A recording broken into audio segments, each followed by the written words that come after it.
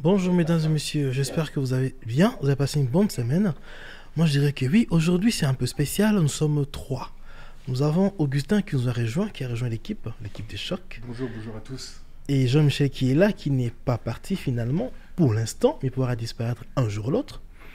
Nous avons un invité aussi qui est en ligne, mais il est en Irlande, je vais l'introduire tout à l'heure. Donc, mesdames et messieurs, bienvenue sur notre radio, Jumbo Radio Scotland. Comme d'habitude, parlons-en. La semaine s'est bien passée pour vous. Je dirais le même pour Jean-Michel. Est-ce qu'il pourra confirmer? Ouais, ça va. Y a pas... Moi, je suis un footeux, donc moi, je suis en plein coup du monde. Donc, tout se passe très, très bien. Non, j'imagine. Et le cas pour Augustin? Pareil, hein, on suit la Coupe du Monde de très près. Tous les pays africains, on ne sait pas retourner là. Moi, ça se passe bien pour moi. Voilà. Donc, bonjour, Wivine. Tu peux nous entendre? Apparemment, elle n'arrive pas à nous entendre. Donc, nous allons commencer comme d'habitude pour ceux qui connaissent notre programme. Commençons par les questions d'actualité. Chacun d'entre nous va exhiber un peu un sujet d'actualité qu'il a tarauté, qu'il a dérangé, qu'il voudra partager avec nous. Et Jean-Michel, je pense qu'il a un sujet là. Il m'en a parlé tout à l'heure avant d'entrer en studio. Je crois qu'il prend au moins 40 minutes. Vas-y, Jean-Michel. T'es pas sérieux, toi. Bon, déjà, avant qu'on ne commence, bonjour à tout le monde. C'est un plaisir d'être là. Vivine, si tu nous écoutes, tu peux nous interrompre à n'importe quel moment parce qu'on croyait que tu étais déjà connecté. Donc, si tu nous entends, tu peux intervenir. Bon, le sujet qui me taraude, disons, qui me dérange un tout petit peu et ce n'est pas un sujet qui s'est passé hier ou avant-hier. C'est un sujet qui date depuis quelques semaines et peut-être depuis quelques mois. Et j'appelle ça l'hypocrisie. C'est par rapport à la Coupe du Monde. Hein, et j'appelle ça l'hypocrisie européenne. Pourquoi? Parce que déjà, il faut savoir que il faut leur reconnaître une chose au continent européen, c'est qu'ils sont des stars en matière de communication. Ça, ils maîtrisent. Oui. Et ça, il faut leur reconnaître ça. Parce qu'ils réussissent à vouloir imposer leur idéologie, leur manière de faire, leur manière de penser au monde entier. Alors là, je parlais d'hypocrisie par rapport aux droits de l'homme. Là, il y a une Coupe du Monde qui se joue au Qatar. Oui. Et ce qu'on entend, c'est que le Qatari ne respecte pas les droits de l'homme. Il y a beaucoup de choses qui ne font pas. Mais la question que moi, qui me taraude l'esprit, qui me titille un tout petit peu, c'est de savoir, les Qataris, ils ont construit toutes ces infrastructures-là sportives. Est-ce que ce sont des compagnies qataris qui ont construit, qui ont monté toutes ces infrastructures-là? Ils ont fait des appels d'offres. Ah oui, voilà. C'est une bonne question. Alors, s'il y a des appels d'offres et qu'il y a des compagnies qui ont gagné ces projets, alors qu'on aille bien regarder quelles sont les compagnies qui ont gagné ces projets. Alors, moi, je vais vous dire, elles sont en majorité à 80% européennes. Ça, c'est alors, certain. S'il y a des abus des droits de l'homme, ce sont les compagnies européennes qui ont gagné des marchés, qui sont en train de faire ces abus-là. Exactement. Donc, effectivement, ils utilisent les lois. En tant que businessman, c'est normal, tu utilises les lois du pays. Si les lois du pays permettent de le faire, tu fais avec. Mais qu'on dise aujourd'hui que y a un problème de droits de l'homme parce que les compagnies ne payaient pas bien des gens, ils ne les logeaient pas bien, mais ce sont les compagnies européennes qui gagnaient les marchés, qui ne logeaient pas les gens, qui ne faisaient pas ceci. Alors, ils se moquent de nous. Donc, il faut qu'on soit sérieux là. Ça vient de la comédie en fait. Comme tu dis là exactement, les Qataris, eux, sont en bonne maximum 2 millions. Ils sont maximum 2 millions d'habitants et ils ont tout le monde. Ils n'ont pas les techniciens, ils n'ont pas des compagnies pour faire le gaz, la climatisation et tout. Ils ont fait des appels d'offres. Ce que tu dis comme logique, hein. Tout à fait logique. Donc, moi, c'est ce que je dis, si on regarde très très bien, les Allemands qui font un gros bruit là, si on regarde bien, c'est peut-être leur compagnie qui a travaillé pour mettre la clim dans tous les stades. Je pense qu'il y a plusieurs pays, je pense. Oui, il y a plusieurs pays. Vous avez regardé, ce sont les Italiens qui ont construit des stades, peut-être. Ouais. Et autre chose, donc vraiment, ils veulent nous imposer des choses. Et tu les vois, chacun vient, comme j'ai vu les Allemands l'autre jour, mettre la main aux narines pour dire qu'on a empêché la parole, je ne sais pas quoi. Mais je ne sais pas, si vous ne voulez pas, vous rentrez chez vous. Mais vous rentrez chez vous. Je sais C'est pas. pas compliqué. C'est très simple. Il n'y a pas à venir nous faire le chantage là. Ce n'est pas l'Europe. Dans tous les moyens, c'est déjà un truc qui est. Il faut qu'on pose ce truc-là. Un petit continent comme l'Europe a plus d'équipes en Coupe du Monde que l'Afrique. Bah, je suis désolé, c'est vrai, la Suisse a tapé le Cameroun, que le Ghana a perdu contre le Portugal, que la Tunisie a peut-être perdu aujourd'hui, mais non, ils ont joué contre l'Australie. Mais si on regarde vraiment, je ne pense pas qu'ils nous fileront les 7 buts, les 8 buts, les 10 buts là, qui fait là tout le monde. Il faut qu'on soit sérieux. Moi, je dis la vérité, l'équipe de Wales qui a joué aujourd'hui, non, c'est hier qu'ils ont joué. Ils ont joué hier, ouais. Qui a joué l'autre jour. Mais je te dis, on la place avec même le Burkina Faso. Hein. Ils ne vont pas gagner. Une équipe où il y a 3 joueurs. Il y a 3 joueurs. Il y a 3 joueurs dedans. Comment ça se fait 3 joueurs? Moi, je n'ai pas vu. Mais dès qu'on enlève Gareth Bale, vous avez ce que tu veux dire, le prochain joueur. Le prochain joueur s'appelle Ramsey. Il est venu ici à Rangers, il n'a pas pu jouer, on l'a chassé. Mais oui, il faut qu'on accepte, il faut qu'on dise la vérité aux gens. Donc c'est un peu ça. Donc la vérité, c'est que déjà, c'est pas équitable. Mais de deux, comme ils sont les champions de la com, ils permettent à nous, ils veulent imposer en fait leur manière de faire, leur idéologie, tout au monde entier. Ce qui est dommage. Mais nous jouons une Coupe du Monde. S'ils décident par exemple, comme ils l'ont fait là, d'exclure la Russie, ça c'est leur problème. Mais moi en plus je dis, moi je respecte les droits de l'homme, mais je dis je ne vois pas la relation cause à effet entre le football et ce qui se passe sur le terrain là-bas. Surtout qu'il y a d'autres solutions qu'on pouvait effectivement appliquer. Oui. Et comme j'ai toujours dit, ils n'ont qu'à aller lire les accords de Green Tree qui sont passés entre le Cameroun et le Nigeria. Lorsque tu as un voisin très fort, tu utilises la loi. Tout simplement, oui. Mais ce n'est pas parce que les Américains, parce que les Européens même n'ont pas de fusil, n'ont rien. Et ce sont les Américains qui viennent tout partager. Et maintenant, il y a un pays qu'on appelle les États-Unis qui commande tout le monde entier, chacun a ses intérêts là, il peut faire n'importe quoi. Et on envoie les pauvres Ukrainiens à la mort. C'est ça qui se passe là. Tout simplement. Moi, je suivais Marine Le Pen là l'autre jour. Elle disait que non, que la France doit cesser d'envoyer, fournir des munitions, armes, des armes. Parce qu'en fait, et tous là, ils envoient les armes. Ils n'envoient pas leurs hommes. Non, pas du tout. Ah non, ils envoient les armes. Simplement. Et ils restent chez eux avec leurs enfants et ils laissent les Ukrainiens mourir. Exactement. C'est un peu ça. Bon, maintenant, ça c'est autre chose. Mais voilà, c'était mon cri coup de gueule, coup de gueule là par rapport au football. Donc, je suis en train de dire qu'il y a une hypocrisie européenne. Et fonctionnement, je confirme, cela est vrai. Malheureusement, c'est comme si on voudrait voiler un petit peu la lumière, mais sous la table, mais l'ampoule toujours allumée, on se voit l'hypocrisie. Donc, c'est à ciel ouvert. Et Augustin, as-tu un coup de gueule dans la semaine comme Jean-Michel lance quelque chose? On t'écoute? Non, pas vraiment. Il fait l'actualité, le Qatar, le Covid aussi, parce qu'il y a des nouveaux cas, des nouveaux cas qui arrivent, que j'ai vu ça hier récemment à la télé, il y a 2 jours, je crois. Bon, il y a le Covid, bon, j'espère que ça va pas se répéter. J'espère qu'ils ont pris les précautions, les médicaments, tout ça qu'il faut. Parce que quand même, le Covid, c'est quelque chose de sérieux. Il ne faut pas l'oublier. On fait ce qu'il y a à la Coupe du Monde, mais il faut quand même se protéger quand même. Moi, par rapport à la Covid, je pourrais commenter un peu en disant que, pour moi, ça n'engage que moi ce que je veux dire là, on nous fait chanter la musique qu'ils veulent qu'on danse dessus, en fait. La Covid a été créée... Je partage ton point de vue, mon frère. La Covid a été créée de A à Z. C'est dangereux, c'est vrai, de A à Z. Mais là, comme par hasard, ils ont pas qu'ils en veulent. Bon, attends. Moi, j'ai une seule question par rapport à cette Covid. Et comme j'ai dit tout à l'heure, ils sont les champions de la com. Ah oui, ils sont Depuis là, on n'en parle plus trop. Un peu Lorsque la guerre a commencé en Ukraine, là, on a vu les trains polonais pleins. C'était en plein Covid. Exactement. Il n'y avait pas de masque, il n'y avait rien du tout. On n'a pas entendu qu'il y a eu des catombes de morts. Exactement, comme par hasard. Ils ont fait comme si le Covid n'existait pas. Oui. Comme par hasard. Ouais. Donc, Parce que Jean-Michel veut dire beaucoup là. Non, je préfère, parce que en fait, je n'ai jamais dit que ça n'existe pas, mais je dis juste que c'est une fièvre, tu vois.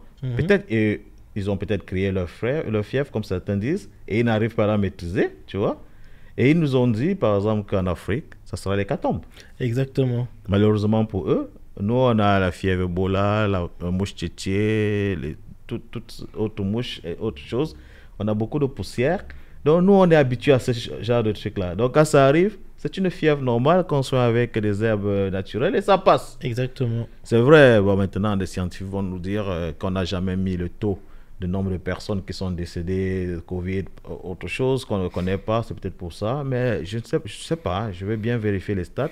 Mais je ne suis pas sûr qu'il y a eu une augmentation de morts durant cette période-ci en Afrique, plus que sur les 10 années passées, précédentes. Ouais. Tu vois, si on me démontre que dans les 2 ans depuis 2020, qu'il y a eu plus de morts entre 2020 et 2022 qu'entre 2018 et 2020, par exemple, ou bien 2016 et comme si on me demande ça, qu'il y a eu plus de morts parce qu'ils sont en train de faire savoir qu'on cache les stats.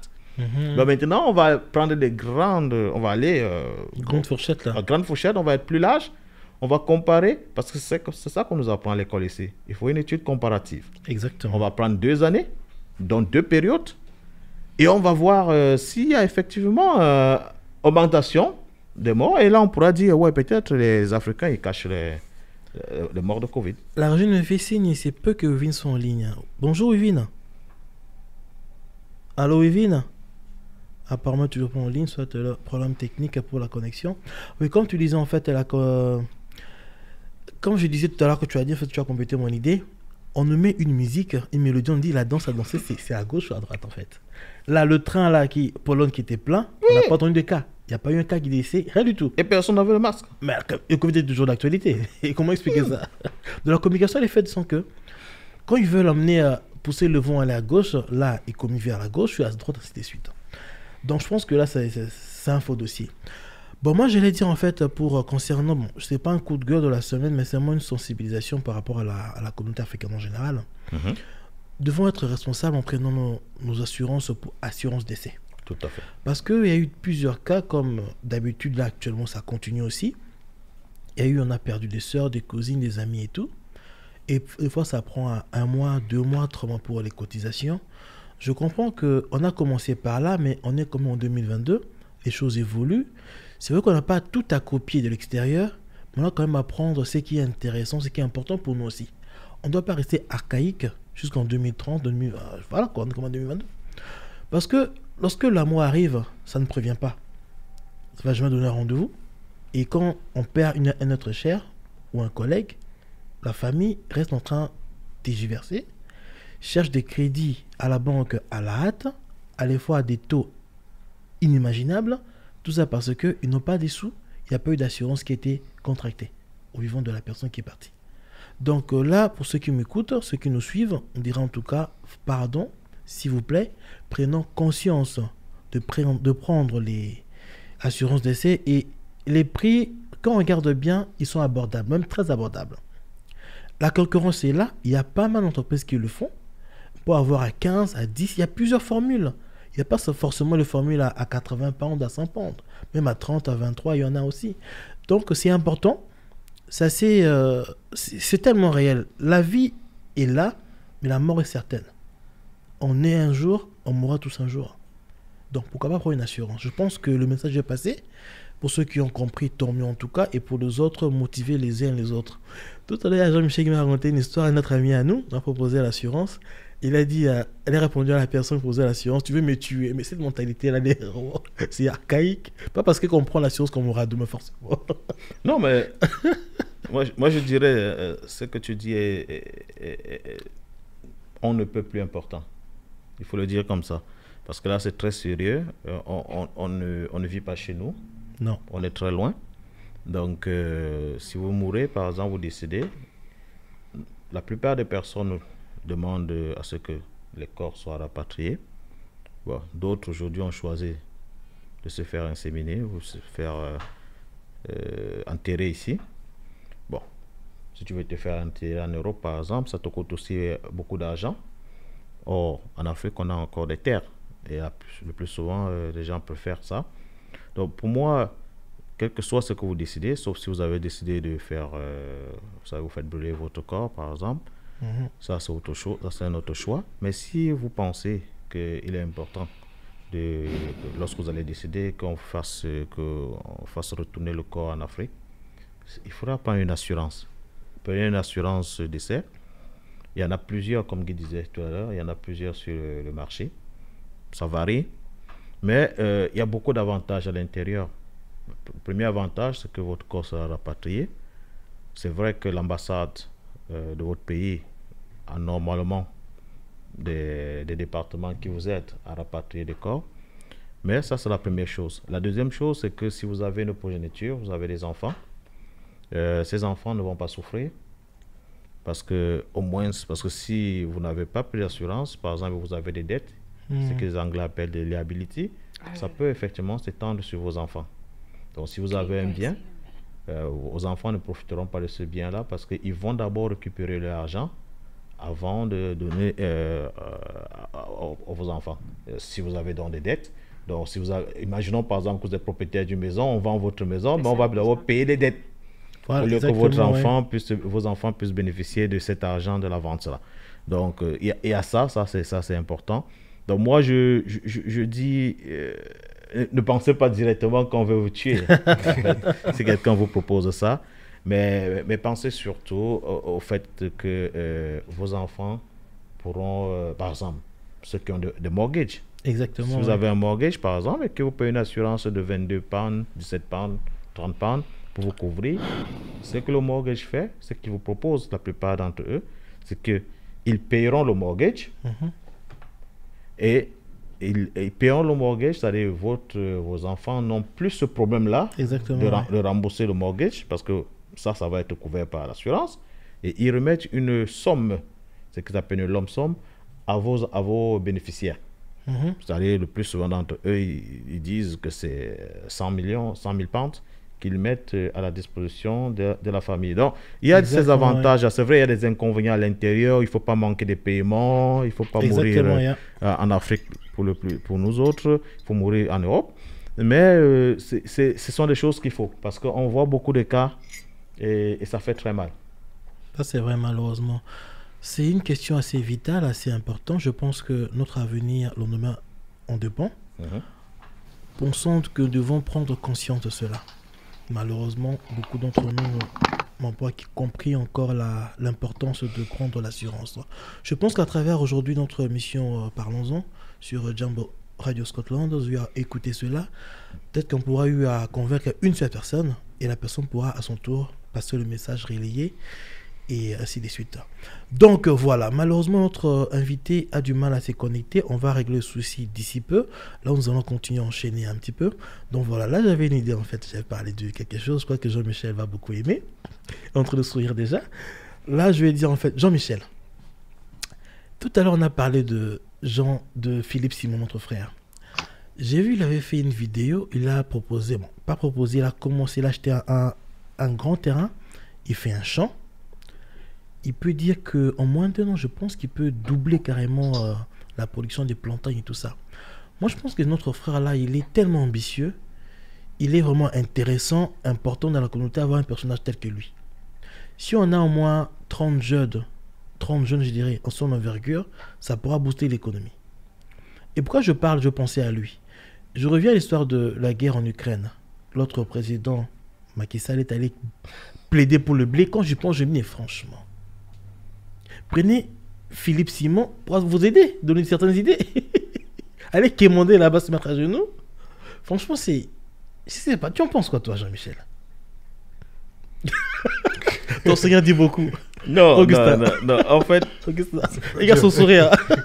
En fait, non, c'est une problématique qui est sérieuse. Tu vois, il faut peut-être l'aborder d'une autre manière. Je vais essayer d'aborder d'une autre manière. Différemment, ok.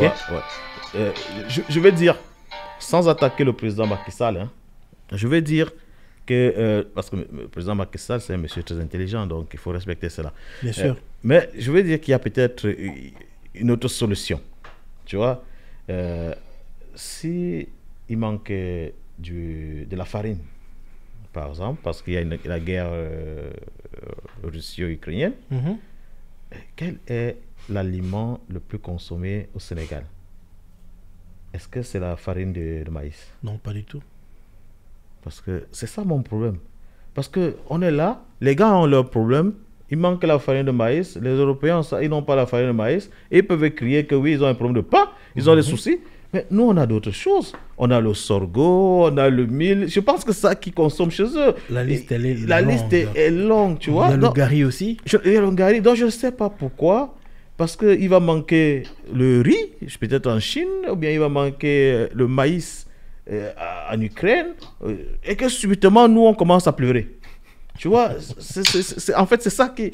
En fait, bon, je sais pas, peut-être parce que moi, j'ai une formation d'entrepreneur, tu vois, parce que nous, c'est quand il y a le chaos qu'on cherche des opportunités. Voilà. Tu vois, parce qu'il faut plutôt chercher des opportunités là-dedans. Et l'opportunité, c'est ça que tu dis, les propositions comme Simon, c'est ça les opportunités. C'est-à-dire, il n'y a pas, qu'est-ce qu'on fait? Le maïs, il prend 4-6 mois pour grandir. Mais attends, la guerre, ça fait quoi, 2 ans déjà? Et on continue. Vite, hein. Et Macky Sall était là pour aller pleurer il y a quoi, moins de 5 mois. Tu vois, s'il avait pensé, s'il avait sémé le maïs, on serait à la 4e récolte. Exactement. Donc, je me pose bien la question de savoir... Et t'allais faire quoi? Il est allé faire quoi? Tu vois, bon, je ne suis pas président, je n'ai pas ces données, parce qu'il a beaucoup de données, tu vois, que moi, je ne sais pas, tu vois. Ouais, c'est vrai. Mais je me dis, est-ce qu'on est obligé de manger du riz? Non, pas du tout. Est-ce qu'on est obligé de manger de la farine de maïs? Parce que c'est ça qui manque. Non, pas du tout. Parce qu'on a d'autres choses. On peut manger, il y a autre chose, il y a le manioc, on peut faire du pain de manioc. C'est la farine. Ah donc, oui. moi, je ne comprends pas, tu vois. On a des tubercules, on a des macabo, on a des plantains, on a... Attends, on a tellement de choses, tu vois. Donc, je ne vois pas pourquoi on mourrait. Je ne vois pas. Tu vois, je ne vois pas, tu vois. Là, la régie fait... Excuse-moi de devoir couper la parole, Jean-Michel, franchement. Là, la régie fait signe qu'on va passer une pause musicale, comme ça on pourra en même temps régler le problème technique et puis revenir avec Wivine. Merci beaucoup, à bientôt mesdames et messieurs. Mesdames et messieurs, merci beaucoup de votre fidélité. Je pense que vous avez eu à danser sur notre pause musicale que la régie a eu à nous concocter pour nous en fait. Donc voilà. Donc là, comme tout à l'heure, on parlait un peu de l'Ukraine, un peu la crise, un peu ce qui s'est passé, que l'Afrique, nous avons la possibilité assez large de se développer nous-mêmes. Je pense que nous avons juste un problème de manque de confiance en soi, comme on dit en anglais, confident. Nous avons absolument tout ce qu'il faut, nos ressources minières, les sous-sols et le sol. Déjà, on n'a pas besoin d'un grain chimique. On n'a qu'à jeter un grain ou une graine, ça pourra pousser directement. Je pense qu'il est de mon avis aussi, Augustin, ici présent. Qu'est-ce que tu penses? Tu penses qu'on peut... Voilà. Qu'est-ce que tu en penses, toi? Non, mais tu sais, c'est pas... Ce n'est pas un problème de confidence. Tu as me dit quoi là? Tu as dit confident. Ce n'est pas un manque de confiance en soi. Je ne pense pas que ce soit ça. Je pense que c'est... Moi, c'est ça que je pense. C'est un problème de mindset. C'est un problème c'est une autre manière de penser. Donc, il faut qu'on puisse changer notre perception, tu vois, des autres. C'est-à-dire de l'Occident, de penser que tout ce qui est bon vient de l'extérieur. Vient d'ici. Donc c'est pour ça, ça me permet de faire un coucou à Kalala qui est parti. Ouais. Parce le professeur Mutunde, c'est ça qu'il essayait d'inculquer. Faire comprendre, inculquer, oui. Qu'en fait, la majorité de sciences, de tout ce qui est scientifique, a en fait une origine africaine. Tu vois. Ouais. Donc, en fait, il faudrait, parce que je crois que c'est ça qu'on a perdu. Parce que quand on regarde l'attitude du président sénégalais, il nous manque du mil, on court. Voilà. Donc, on avait des solutions. Exactement. Dès qu'il y a un truc, on pense que c'est... Aujourd'hui, il y a une révolution, par exemple, lorsqu'on regarde la Coupe du Monde au Qatar, ça n'était jamais passé. Mais tu vois, c'est que nous, Africains, on ne comprend pas. C'est que les autres, ils n'apprécient pas ça. Je parle de quoi? Pour la première fois, tous les pays africains présents ont un coach africain. Ouais, ça c'est vrai. Ça. Okay. Tu vois. Donc, quand tu suis les commentaires, ils essaient de nous faire croire qu'il nous manque une discipline technique, tactique, je sais pas. Tu vois, parce qu'ils veulent justifier ça pour dire que nos coachs, par exemple, n'ont pas acquis ça. C'est qui est archi faux. Tu prends le coach camerounais que je connais bien, Rigobert Song, il a le même diplôme que Zidane. Ah, voilà. Quand Zidane a commencé à entraîner, il a entraîné où? Quand il a commencé à entraîner au Real de Madrid, là, il a entraîné quelle équipe? Nulle part. Il n'a rien entraîné. Si, il a entraîné l'équipe B. Oui, attends, je sais. Mais il a entraîné. Ok, si c'est dans ce cas-là, donc un gars entraîne les juniors, les cadets, il a des cadets, les juniors, et il devient coach de l'équipe. Il n'a quoi comme grand club? Il faut commencer quelque part, je suis d'accord. Donc, si on veut comparer donc Zidane à Son, par exemple, Son, lui, il a même entraîné l'équipe nationale B du Cameroun. Donc, c'est déjà un niveau plus élevé qu'aller entraîner les juniors d'un club. C'est vrai. La différence, c'est que quand tu entraînes le club, tu entraînes tous les jours. Tu vois les joueurs. Mais ce n'est pas un problème de compétences intellectuelles. Maintenant, on peut se situer à un autre niveau. Peut-être on est encore formaté de telle sorte que lorsqu'on n'a pas sur notre banc de touche un Européen, ça nous démotive. Voilà. C'est pour ça que quand ils font leurs commentaires, ils disent qu'on n'a pas une exigence technique. Je suis désolé, ces joueurs qui jouent là, ils jouent dans les championnats ici en Angleterre. Voilà. Donc, ce n'est même pas au coach de leur apprendre ça. Non, pas du tout. Ils l'ont déjà, ils connaissent déjà. Moi, il y a un truc qui me tracasse au niveau du football aussi, c'est le fait que nous, les équipes africaines, on ne peut pas recevoir dans notre continent. Je ne sais pas si vous avez remarqué. Moi, c'est quelque chose qui me bloque toujours. Je n'arrive pas à comprendre ça. Le fait que quand il y a des matchs amicaux, ça se passe toujours dans le pays, que ce soit Angleterre ou France, mais personne ne vient en Afrique. Voilà. Ça, c'est un sujet auquel que je voudrais parler parce que c'est quand même quelque chose qui m'a choqué. Donc, il y a encore un complexe ici. Bon, la réponse que j'ai par rapport à ça, tu vois, c'est qu'ils nous imposaient qu'on n'avait pas de stade. Voilà, exactement. Tu vois, donc aujourd'hui, il faut avoir des bons stades pour qu'ils viennent. Tu vois. La deuxième chose, c'est parce qu'on s'est toujours mis en posture de commandeur. C'est-à-dire quoi? Voilà. C'est-à-dire, si on veut faire venir le Brésil, tu vois, il faut bien qu'on puisse recevoir le Brésil. Qu'on puisse déplacer toute l'équipe du Brésil. Donc, si le Brésil dit que je veux 2 millions de pounds, par exemple, pour faire ce déplacement, nos fédérations n'ont pas cet argent-là. Et il n'y a pas de sponsors en Afrique qui permettent de financer cela. C'est peut-être une des raisons. C'est pour ça qu'il est plus facile pour les pays africains d'aller jouer en Ouzbékistan, je ne sais pas comment on appelle ce pays-là. Ouzbékistan. Ouzbékistan, je ne sais pas quoi. D'aller jouer là-bas. Voilà. Parce qu'eux, ils vont nous payer, ils vont donner l'argent à nos joueurs, tout ça, à nos fédérations, tout ça là. Tu vois, on peut recevoir un autre pays là-bas, on joue là-bas parce qu'eux, ils payent, ils se chargent de payer ça. Mais qu'est-ce qu'eux, ils gagnent? C'est qu'ils voient une pléthore de grands joueurs qui arrivent dans leur pays. Voilà. Donc, c'est ça qu'ils gagnent, c'est la visibilité. Bon. On n'a pas encore d'homme d'affaires capable de dire moi je vais financer ça pour que les clubs et les pays qu'on puisse voir Lionel Messi, qu'on puisse voir Benzema, qu'on puisse voir ces gars jouer. Il n'y a pas encore ça. Donc je pense que c'est à ce niveau-là. Parce que les stades, il y en a déjà dans certains pays. Chaque pays africain a au moins un stade. C'est vrai. Tu vois? Donc on a des hôtels. Ils ne peuvent pas dire qu'on n'a pas d'hôtel. Donc je pense que le niveau, ça se passe là. Nos fédérations n'ont pas d'argent. On n'a pas de mécènes. Personne capable de dire bon je vais perdre 1 milliard aujourd'hui, 1 milliard de francs CFA par exemple. Il n'y a pas encore ça parce que en principe les stades seront pleins, mais le problème c'est que le trop plein de ces stades ne va pas faire récupérer cet argent, parce que si vous mettez un stade aussi disons à $20 par exemple, c'est un peu cher pour la population. Donc peut-être ça se situe à ce niveau là. Et aussi, bon, peut-être qu'il y a des joueurs qui sont racistes qui ne veulent pas venir jouer en Afrique, je ne sais pas. Bon. La Coupe du Monde de 2010, c'est passé en Afrique du Sud, donc il n'y a pas de problème avec ça, je pense. Bah, je ne sais pas, il y a des joueurs qui peuvent dire qu'ils n'aiment pas venir jouer, il y a les moustiques. Il y a des moustiques partout. Je ne sais pas, je sais pas. Mais la vérité, je pense que ça, il peut y avoir d'autres raisons, mais j'ai déjà, bon, je pensais à ça une fois, parce que je disais souvent, moi, je me suis dit, nous, on a Samuel Eto'o au Cameroun, on s'est dit, bon, attends, il a joué avec les plus grands joueurs du monde, donc ce sera facile pour lui de nous apporter une très grande sélection. Bon, disons que peut-être ces sélections ont déjà fait le planning sur 4 ans, tu vois, et qu'il arrive trop tard pour demander à quelqu'un de changer, parce que je pense que les sélections anglaises, par exemple, c'est sûr que leur planning est plein jusqu'en 2025, par exemple.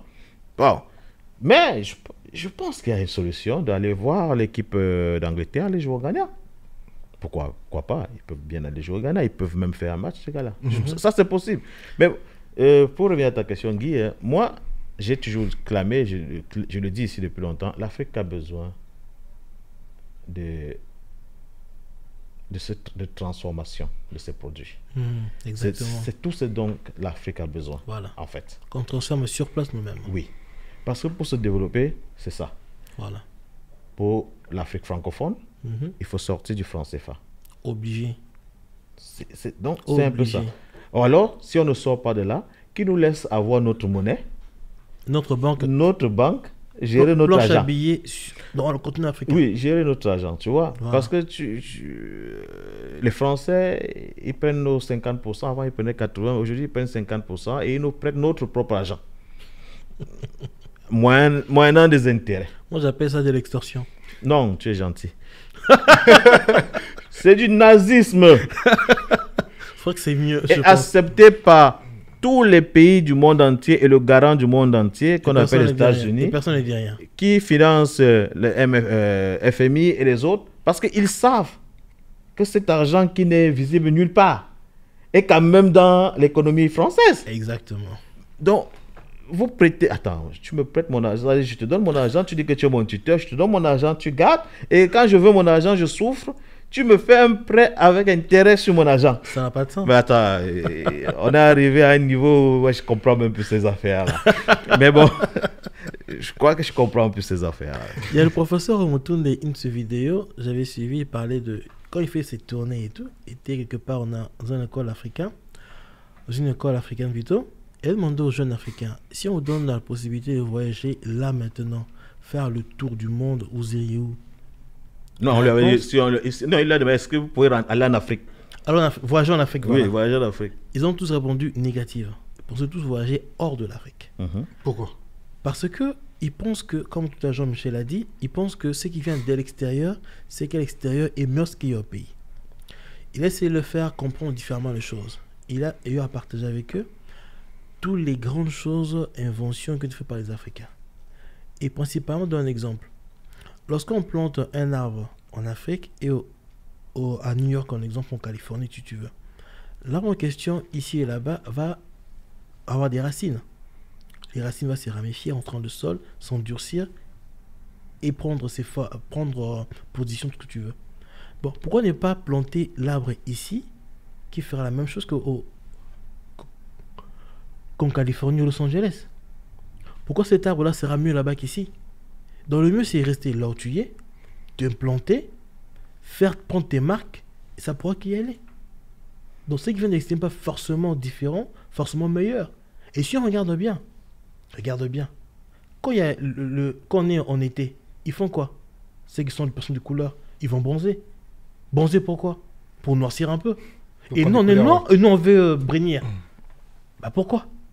Donc, c'est parce qu'on est. Eux cherchent à venir comme nous. Et les autres, ça va venir comme eux. J'ai lu un article il y a 2 ou 3 mois, je pense. Le marché de l'hydroquinone rapporte plus d'1 milliard sur le continent africain. Ceux qui le font, ils ont un marché de plus d'1 milliard. Mais quand tu prends tout ce qui est comme la bibliothèque, la lecture, tu mets un marché africain, bah, personne ne lit. Ça ne rapporte pas. Mais c'est brunir la peau pour avoir... en pensant comment le cancer derrière, la maladie de la peau derrière, là, il y a de l'argent dedans. Mais pour nourrir son cerveau, son intellect, là, bah, comme on dit en lingala, ou salimpiaka, quoi. Non, mais tu sais, tu disais sur le professeur Omotunde. En fait, quand il avait demandé aux étudiants s'ils pouvaient aller en Afrique, ils avaient tous dit non. En fait, ce qu'il a décidé de faire, c'était de leur enseigner ce qui avait été fait en Afrique. Voilà. Ce qui avait été découvert en Afrique.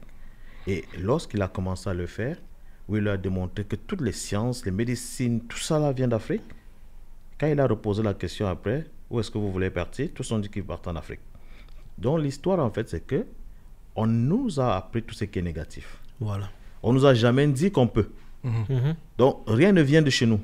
Donc pourquoi un enfant qui sait que rien n'est fait dans ce continent-là aimerait aller visiter ce continent, puisque c'est un continent pauvre, il n'y a rien de bon là-bas. Il est ignorant. Donc il était question donc, de changer cette mentalité-là, pour qu'ils comprennent qu'en fait, en réalité, on vous a caché beaucoup de choses.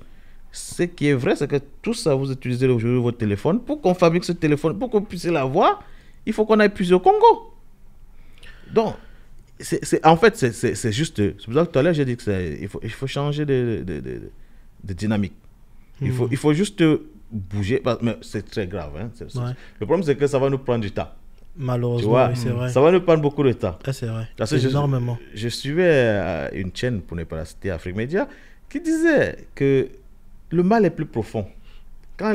Plus profond qu'on ne le pense, en fait. Parce que quand la colonisation arrive, qu'est-ce qu'ils font? Ils s'attaquent aux chefs traditionnels. Exactement. Ils les enlèvent tous. Ça fait qu'on perd nos références. Voilà. Le leader, quoi. Oui. Et on perd. Ça veut dire que... On sait que... en Afrique, c'est l'hérédité. On hérite au trône. On prend le trône, on accède au trône par hérédité, par lien de filiation. Mais on vient, on t'enlève toi, on ne donne pas à ton fils, on va donner au cultivateur qui habite je ne sais pas où. Ça fait que ce mec-là, il n'a aucune volonté de persévérer, de protéger la culture. Donc lui, on lui donne des perdièmes et il fait ce qu'il doit faire. Voilà. Genre, il a un boulot, on l'a nommé là, on lui dit, bon, toi tu es là pour faire ceci. Ça fait qu'on a perdu de notre culture à ce niveau-là. Ça fait qu'aujourd'hui, il y a des gens qui sont devenus chefs traditionnels en Afrique, mais il ne sait même pas d'où ça vient. Il a même peur d'aller dormir dans la maison du chef. Donc, il construit notre cabane à côté avec beaucoup de milliards, comme ça a l'argent, il vend les terres, et il construit vite ailleurs, il a un nouveau château. Voilà. Parce qu'il a même peur, il est conscient que, en fait, il ne mérite pas d'être chef. Donc, ils ont gâté à la souche cette culture-là. C'est pour ça que le débat qu'on a peut nous déranger aujourd'hui, mais en fait, on peut le tenir, tu vois. Bien sûr. On peut le tenir, on doit juste comprendre que on peut effectivement changer les choses, mais ça ne va pas changer du jour au lendemain. À moins qu'on aille à la force. À moins que ce soit la force, tu vois. Mais comme nous, on décide c'est les Congolais, ils aiment danser, les Camerounais, ils aiment danser. Moi, je pense à autre chose. Moi, je pense à autre chose. On peut y remédier à cela sans la force. C'est-à-dire, Alain Local a dit indirectement, et moi je compris différemment. Il a dit ceci: il est temps pour la victime de raconter sa version de l'histoire. On a trop longtemps entendu l'histoire, la version du chasseur. Par là, je veux dire quoi? Nos historiens, anthropologues, ils n'ont qu'à retracer toute notre histoire de A à Z. Tout ce que nos manuels scolaires et tout, on change tout.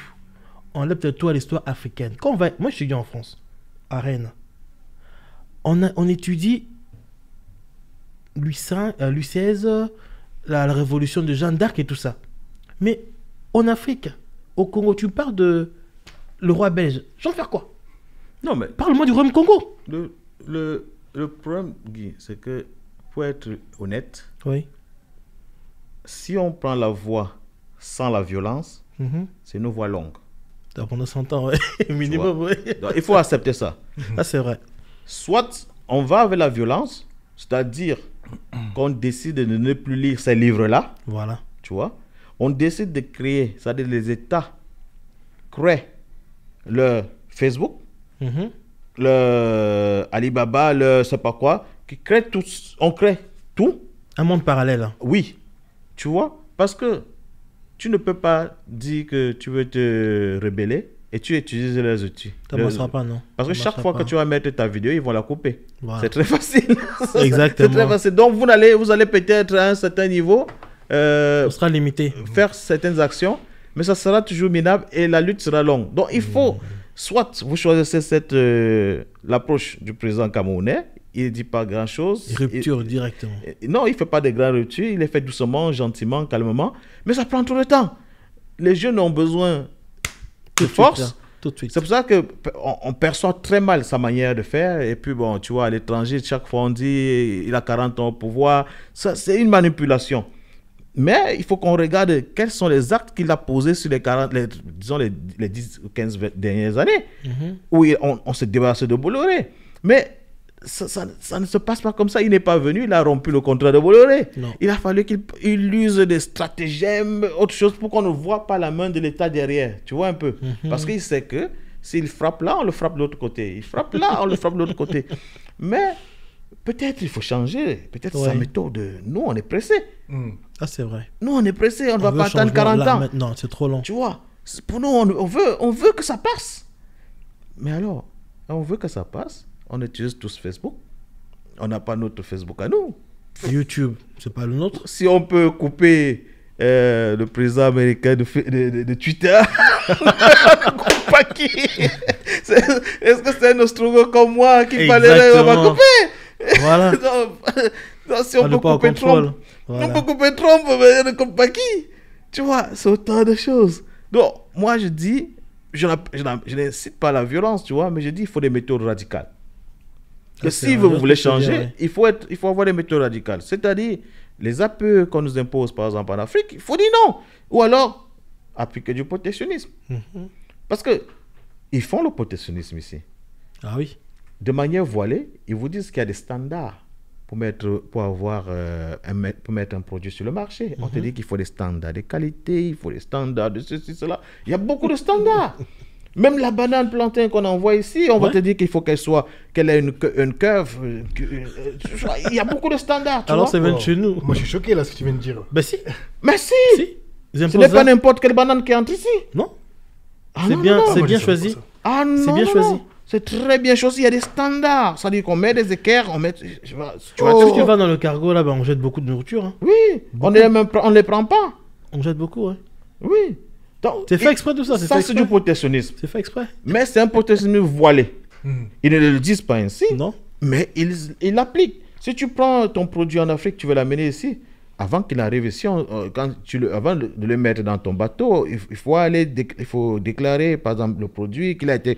C'est pour ça qu'ils appellent, comment ils appellent ça? Fair trade. Parce que c'est une autre manière de bloquer les gens. Parce que tu dois dire comment est-ce que ça a été planté, comment est-ce que ça a été récolté, comment ça a été gardé, comment ça a été emballé, comment ça a été conservé. Et eux, ils ont donc leurs critères et chaque fois, vous allez échouer.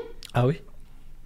Vous allez échouer. Chaque fois. Donc, ils vous tiennent là. Alors, nous, on peut faire la même chose. Bien sûr. Il suffit que vous disiez quelque chose au port, là, vous dites que bon, tout produit qui arrive ici doit être écrit en langue lingala. Mais là, ils vont chercher, il faudrait qu'ils aient écrit en lingala. Tout simplement. Mais c'est tout. Vous justifiez que non, mais la population, tout le monde parle lingala, il faut bien que ce soit en lingala. Donc là, tu vas voir que ils vont créer des logiciels pour parler lingala, c'est très bien, mais ils vont aller apprendre. Tu sais, Jean-Michel, une histoire m'est revenue en tête. Il faut, quelque part, tu as raison. Il faut carrément qu'on tape sur la table, qu'on va radicalement parler. Pourquoi je dis ça? Je me souviens du temps de feu président Mobutu. À un moment donné, ailleurs, il foulé 7 Congolais de Kinshasa, de la Belgique, directement à l'aéroport Njili. Le feu président Mobutu, en entendant cela, il a dit ok, dans ces cas, il a envoyé ses divisions spéciales présidentielles, des militaires là, bien blindés et tout. Il a dit allez me chercher tous les hauts bonnets là, des Belges qui sont dans la compagnie là, qui prennent l'avion, qui repartent. Mais oui. Et remise reprise. Ils ont atterri, eux ils décollent directement. Oui. Aussitôt fait, le royaume belge, ils ont adouci leur temps. Mais oui. Directement. Atterri, eux ils décollent directement. C'est ça. C'est pour ça que moi, chaque fois que je regarde ça, je dis le fait c'est la plus grosse arnaque qui existe. C'est du mensonge. Pour être enregistré fait trade, tu dois payer. Ah oui, c'est payant. Tu payes pour que ton produit soit fait trade. Et le seul avantage du fait trade, c'est que tu pourras vendre ton produit plus cher. Ils n'iront jamais au Congo, là, Kinshasa, loin au fond dans les champs pour aller regarder comment c'est fabriqué. Ils n'ont pas le temps pour ça. Ils n'ont pas le temps. Ils n'ont pas le temps. C'est trop petit pour eux. Oui, donc tu penses que ça sert donc à quoi le fair trade? C'est la plus grosse arnaque. Bon, après, je pense que c'est pour des mesures de sécurité aussi. Quelle sécurité? Quand c'est l'argent, oui.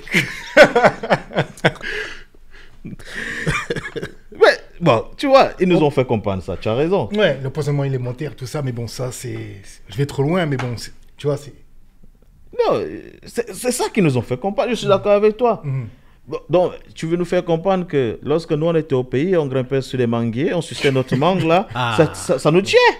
On était en vie. Je suis désolé, ça ne nous tuait pas.